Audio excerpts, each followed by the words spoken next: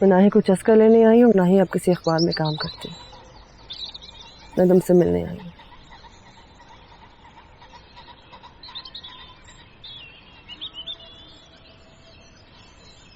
کیوں ملنا چاہتی ہوں مجھ سے؟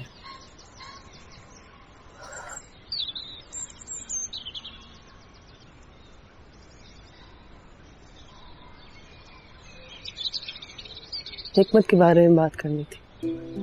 تو یوں بولو نا، مجھ سے نہیں ملنے آئی ہو، حکمت کی بات کرنے آئی ہو. ہاں. تو کر.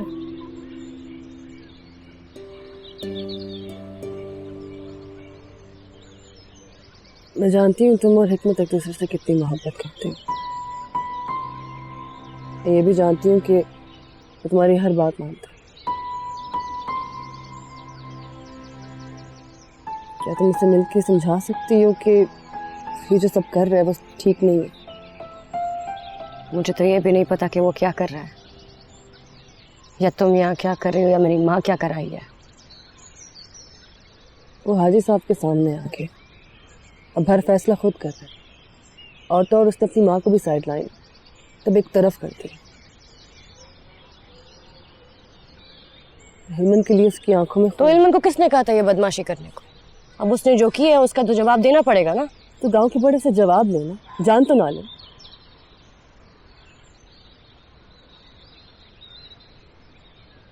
علمند ایک بہت بڑی برائی ہے، اتنی آسانی سے نہیں جان جائے گی اس کے. سب کے گھر اجاڑ کر جائے گا وہ. اور تم کیوں اس کی اتنی طرفداری کر رہی ہو؟ تو اس نے بھیجا ہے تمہیں. مجھے نہیں بھیجا، میں خود ہی آئی. حاجی صاحب اور زرسنگا خالہ بہت پریشان ہیں. جو مسئلہ بات سے حل ہو سکتا ہے اس میں بندوق کی کیا ضرورت ہے؟ یہ لسپیران ہے، یہاں بندوقیں ہی بات کرتی ہیں. اور علمن نے بھی تو بندوق کی زبان استعمال کی نا. اب وہ جانے اور حکمت، میں کچھ نہیں کر سکتی.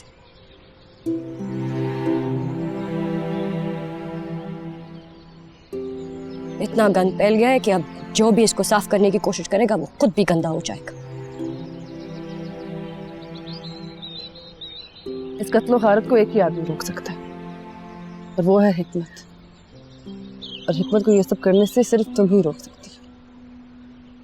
اس ساری لڑائی میں اس کو کچھ ہو گیا تو میری بات پہ ٹھنڈے دل سے سوچو. علمن زندہ رہے یا حکمت، ان دونوں صورتوں میں صرف تمہارا ہی نقصان ہے. علمن مر جائے تو میرا کوئی نقصان نہیں ہے، میری تو حکمت سے شادی ہو جائے گی. حکمت سے نہیں، ایک قاتل سے. بڑے بھائی کا قتل چھوٹے بھائی کی معصومیت کو قتل نہ کر دینا تو میرا نام بدل دینا. اپنی معصوم محبت کو اگر خون کی چیٹوں سے بچا سکتی ہو تو بچا لو.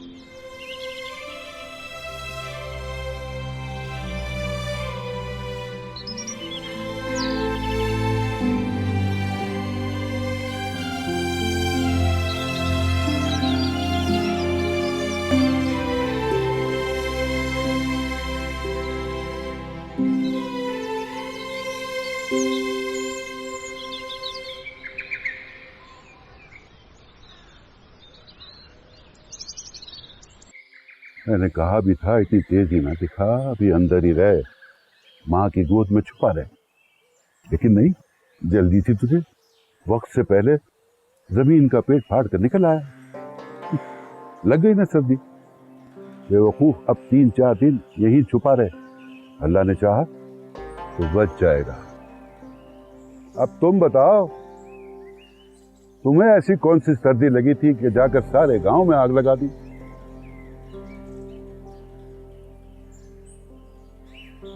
آپ کو سب معلوم ہے. مجھے کچھ نہیں بنتا. جو جانتا ہے خدا جانتا ہے. آپ بھی سب جانتے ہیں مگر مانتے نہیں. خود کو ماننا اور خود کا ماننا یہی سب سے بڑا دھوکہ ہے. اس کی مان جس نے بڑے مان سے تجھے اپنا نائب بنا کے بھیجا تھا. نائب آپ جیسے لوگ ہیں شاہ جی، हमको तो दरमियान से ही गायब कर दिया। पहले पैदा किया, फिर यतीम किया, फिर दुश्मन के घर से उसका नमक खिलाकर जवान किया, फिर मेरे कानों में वो राज टपकाया कि जिसको मैं अपना बाप समझता हूँ, उसने मेरे बाप का कत्ल किया। फिर मुझसे गक कराया, फिर एक और राज खोला कि जिस पर मैंने गक किया है वो मेरे हिकमत की मोहब्बत। मुझे अपनी नजरों में गिरा दिया। कोई ऐसे भी करता है अपने नायब के साथ? मालिक की मर्जी है, वो जैसा चाहे करे। जो नौकर मालिक की मानता है फलता फूलता है, जो तेरी तरह नखरे करता है नौकरी से निकल जाता है। नखरे नहीं, सवाल कर रहा हूं, इंसाफ मांग रहा हूं। मत मांग, कहीं ऐसा ना हो तू भी मुरझा जाए। अभी कौन सा हरा हूं, सूख चुका। इन रगों में जितना खून था सारा थूक चुका। आपके सामने हिलमंद नहीं, एक लाश बैठी है। बहुत जगह है मेरी दरगाह में, आजा यहीं कहीं दफन करते लाश को, जिंदगी पा जाएगा। पहले उन लाशों को तो दफन कर दूं जो जमीन के ऊपर खुली पड़ी। बहुत काम बाकी है, चलता हूं।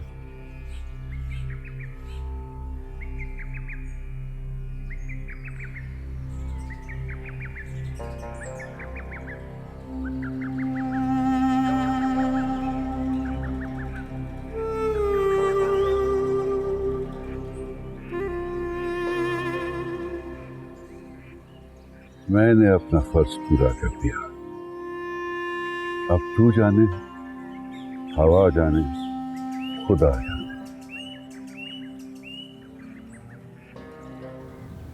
बीबी सारी रात जागती रही हो, नींद पूरी नहीं करोगी तो वक्त से पहले जिस्म जवाब दे जाएगा। थोड़ी देर आंखें बंद करके तो देखो, नींद आ जाएगी इंशाअल्लाह। आंखें बंद होना भूल गई है। इन दोनों भाइयों ने तो मेरी नींद ही छीन ली है। अब तो पक्की पक्की नींद दे दे मेरे मालिक। तुम्हारा घर वाला अफीम खाता है ना? खाता निगलता है, निगलता। उसका तो और काम ही नहीं है, अफीम खाना और सोना। इसके अलावा उसे कोई काम नहीं आता। सारा दिन लाश की तरह पड़ा रहता है चारपाई पर। उससे मुझे थोड़ी सी ला दे।